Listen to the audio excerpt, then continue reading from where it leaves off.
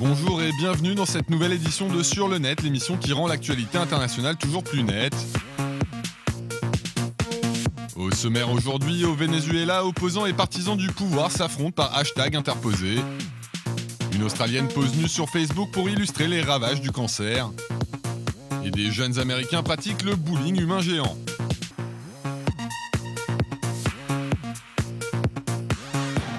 Le Venezuela est secoué depuis 2 semaines par d'importantes manifestations menées par l'opposition pour protester contre la vie chère et l'insécurité qui gangrènent le pays. Un mouvement qui tente de faire entendre sa voix dans la rue donc, mais aussi sur le web où les détracteurs du président Nicolás Maduro multiplient les messages pour témoigner de la tension qui règne actuellement sur place.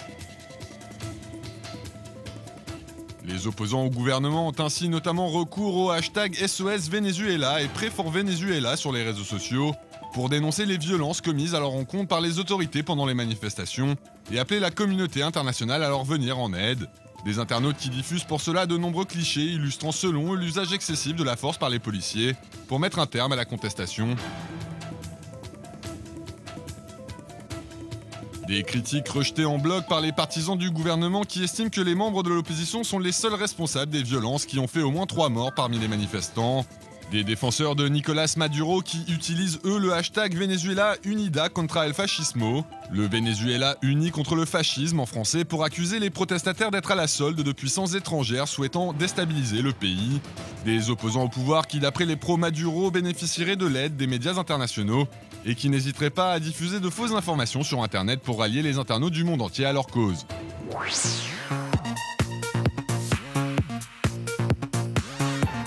Posée à demi-nue sur Facebook pour montrer les ravages du cancer, c'est ce qu'a osé faire Bess Wahanga, une Australienne de 32 ans, dans le cadre d'un projet baptisé Under the Red Dress. Une manière pour la jeune femme qui a survécu à un cancer du sein et de la peau de témoigner des traumatismes que son corps a subis après de multiples interventions chirurgicales. Des images marquantes qui n'ont pas manqué de susciter des réactions en ligne très contrastées. En effet, ces clichés n'ont de toute évidence pas plu à tout le monde, puisque la jeune femme explique avoir perdu sur le réseau social une centaine d'amis choqués par cette publication. Une perte largement compensée par l'importante vague de soutien à l'initiative venue du web. Ils sont ainsi plus de 30 000 à avoir rejoint la page Facebook dédiée à ce projet. Des internautes qui saluent le courage de Bess Wahanga et la remercient pour ses photos. Une idée qui pourrait selon eux aider de nombreuses femmes à mieux vivre leur maladie. Des représentantes de la gente féminine qui pour certaines ont décidé de prendre exemple sur la jeune Australienne, en dévoilant à leur tour leur corps meurtri par les cicatrices dans le but de témoigner de leur expérience du cancer.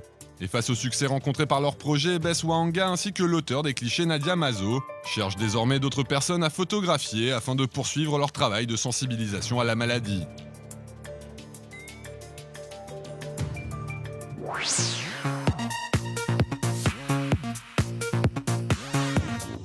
L'actrice canadienne Ellen Page est au cœur de très nombreuses discussions sur la toile depuis qu'elle a révélé vendredi son homosexualité dans le cadre d'une conférence organisée à Las Vegas par l'ONG Human Rights Campaign. Un coming out largement applaudi sur les réseaux sociaux où les internautes multiplient les commentaires pour saluer le courage dont a fait preuve la comédienne. Des utilisateurs du web qui estiment également qu'en affichant ainsi son homosexualité, Ellen Page est une source d'inspiration pour tous ceux qui vivent la même situation.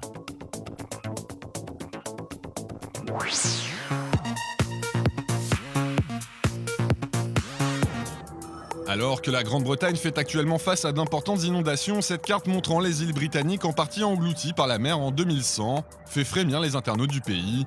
Mais pas de raison de s'inquiéter car cette carte disponible sur le site DeviantArt a été imaginée par un graphiste slovaque connu en ligne sous le pseudo Jay Simons.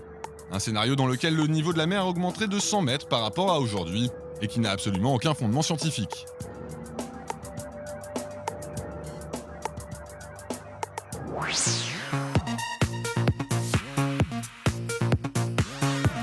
Kerry Skarbacka est un photographe américain qui n'hésite pas à donner de sa personne pour réaliser des clichés saisissants. Dans une série intitulée The Struggle to Write Oneself visible sur son site, il se met ainsi en scène dévalant un escalier la tête la première, tombant d'une échelle ou encore s'élançant d'un pont. Des cascades improbables pensées par l'artiste comme une métaphore de la chute perpétuelle que représente l'existence humaine et du désir de survie présent en chacun de nous.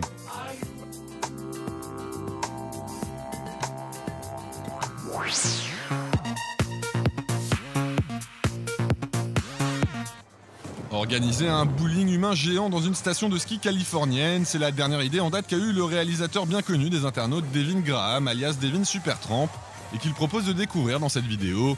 Un clip survitaminé dans lequel les internautes pourront se familiariser avec cette discipline déjantée.